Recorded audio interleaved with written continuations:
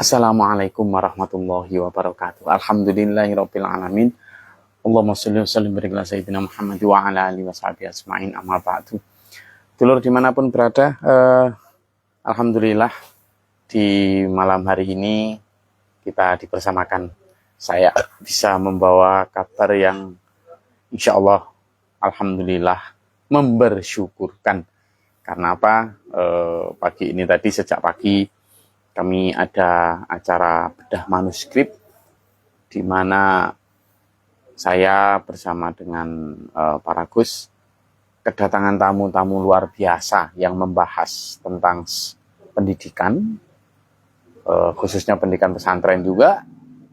Dan yang unik adalah pembicaranya adalah Profesor Dr. I. Nyoman Weda Kusuma, MS, dari Ketua Senat Fakultas Ilmu Udayana Bali, kemudian Dr. Haji Hidayatullah Yarkashi, Dekan Fakultas Humaniora Universitas Darussalam Gontor, kemudian ada Kiai Haji Romoyai Abdul Hakim Mahfud dari pengasuh Tebuireng. Nah, beliau-beliau secara luar biasa membahas tentang pendidikan, tentang bagaimana ke depan ini kolaborasi, elaborasi dari pendidikan yang kita sebut sebagai pendidikan 7.0. Wah, ini luar biasa. Apa sih sebenarnya? Tapi tadi banyak membahas tentang bagaimana bahwa sebenarnya pendidikan itu baik di pendidikan formal, baik pendidikan non-formal, baik pendidikan informal adalah pendidikan yang memanusiakan manusia. Nah ini loh. Nah padahal pendidikan yang memanusiakan manusia itu terutama adalah pendidikan yang bagaimana mencetak sebaik-baik, to be the best, menjadi orang terbaik, menjadi manusia terbaik. Dan manusia terbaik adalah khairun nas anfa'uhum linnas. Manusia terbaik adalah manusia yang bermanfaat untuk orang lain, untuk manusia lain, apapun sukumu, apapun bangsamu, apapun ras dan agamamu. Itu tadi dibahas secara elaboratif bagus, dan ternyata meskipun berbeda-beda agama yang membahas itu tidak menghalangi untuk kemudian bersatu dalam satu konklusi bersama bahwa kita perlu memperjuangkan nilai-nilai ini, kebaikan ini secara bersama. Nah, dulur, selain itu saya juga dalam akhir-akhir ini kita palingkan oleh banyaknya perceraian, apa hubungannya dengan pendidikan anak, terutama anak. Jadi bagaimana sebenarnya saya selalu berulang kali menyatakan bahwa madrasah terbaik itu adalah madrasah keluarga. Pendidikan terbaik itu adalah pendidikan keluarga.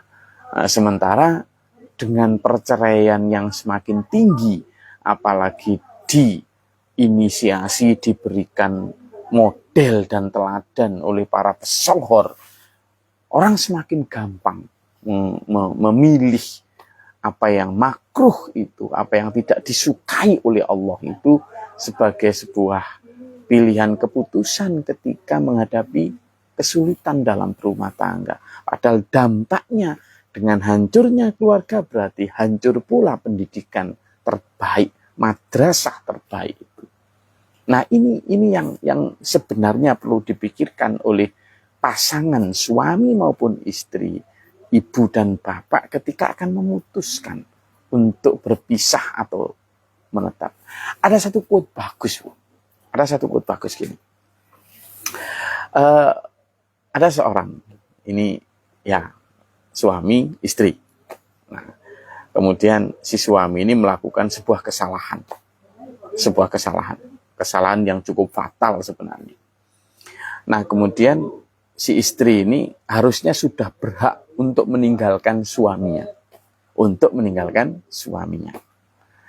Nah, si suami ini berhak meninggalkan istri ini berhak. Kenapa? Karena saking fatalnya kesalahan si suami ini. Kemudian, tapi si istri ini memilih untuk tetap bersama.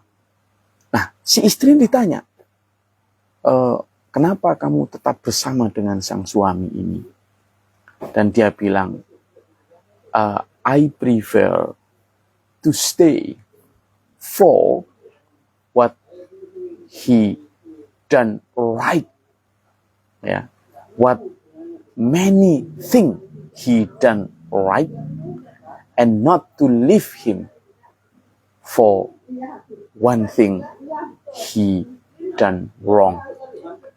Jadi dia bilang, saya memilih untuk tetap bersama dia atas apa yang sudah sangat banyak dia lakukan benar, dan tidak meninggalkan dia atas apa yang satu kali dia lakukan, sebuah kesalahan.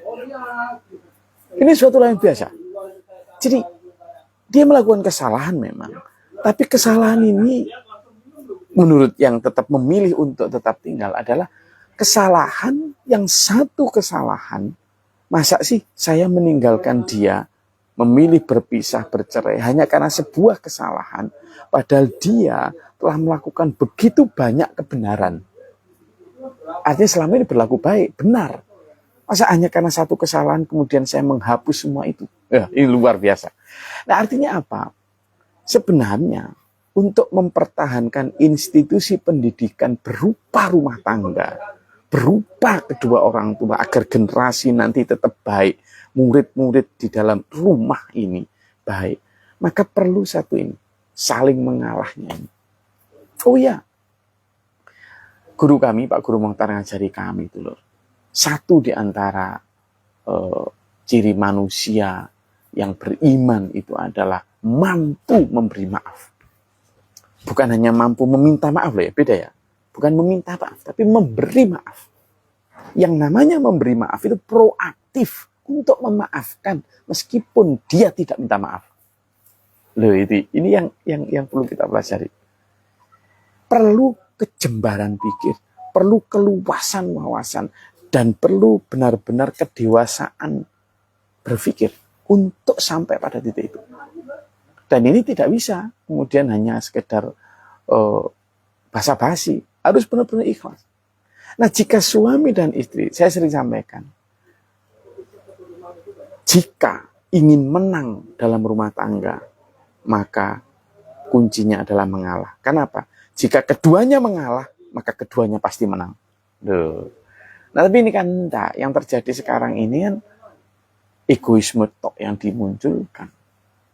Sehingga saya rasa dulur kita sebagai hamba Allah yang beriman itu adalah mampu memaafkan orang lain ketika orang lain salah. Mampu memaafkan meskipun dia tidak minta maaf. Nah, ini yang kita perlu. Insya Allah kalau ini yang terjadi, seperti Pak Guru Mokhtar Abi Mokhtar ngajarin kami, kalau kamu melihat orang lain salah atau dosa, seperti melihat anak kecil kejegur sumur, jangan dilempari batu, tolong dia. Kalau pasanganmu, kalau temanmu, saudaramu, anakmu salah atau dosa, oke, dalam spontan itu marah, it's okay. Tapi setelah itu barbar, selesaikan, sayangi dia, tolong dia, nasihati dia, dekati dia, jangan tinggalkan dia. Don't leave her. Don't leave him. Don't. Just try stay with him or her. Tetaplah bersama. Hardly. Coba dengan keras. Jangan gampang menyerah. Lah ini agak letoi sekarang ini. Kenapa kamu bisa? Udah gak ada kecocokan. Loh, ya memang kita harus dicocok-cocokkan. Tersiksa Gus. Kita itu hidup adalah struggle. Life is struggle. Bahkan adik saya Gus Naim itu mengatakan life is war. Hidup ini perang. Terutama perang melawan hawa nafsu. Termasuk wal kadhiminal ghaidh, menahan amarah. Gitu loh. Jadi saya benar-benar miris gitu melihat keterlantaran anak akibat egoisme orang tua, akibat sebenarnya ciri lemah manusia, sehingga pendidikan paling azasi yang akan membentuk generasi bangsa ini, yakni pendidikan keluarga, porak-poranda.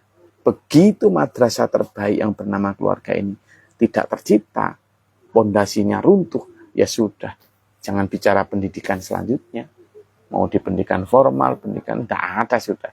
Orang hanya akan tercetak secara skill, tapi mentalnya sudah hancur ketika sebuah keluarga sudah dihancurkan. Karena itu, dulur-dulur semua dimanapun berada, malam ini saya cuma ngajak untuk tadi itu, ketika melihat orang lain salah, ayo tetap kita lihat sisi baiknya. Jadi tadi saya memilih untuk tetap bersama dia untuk banyak hal yang telah dia lakukan dengan benar. Dan saya tidak meninggalkan dia hanya untuk satu apa yang dia lakukan secara salah. Nah ini loh, jangan sampai seperti hujan panas tahun dihapus oleh hujan sehari. Maka jangan sampai melihat kesalahan satu yang dilakukan seseorang itu menghapus semua kebaikan yang telah mereka lakukan.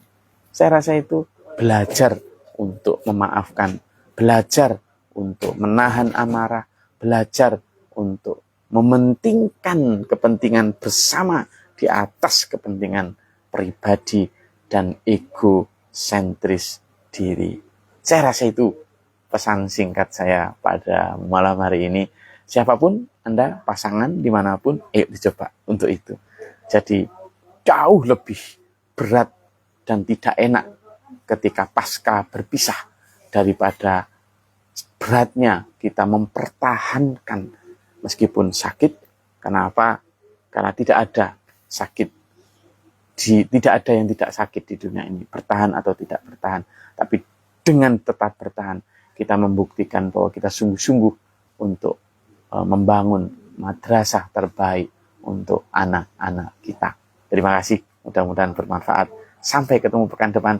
Billahi taufiq wal hidayah. Wassalamualaikum warahmatullahi wabarakatuh.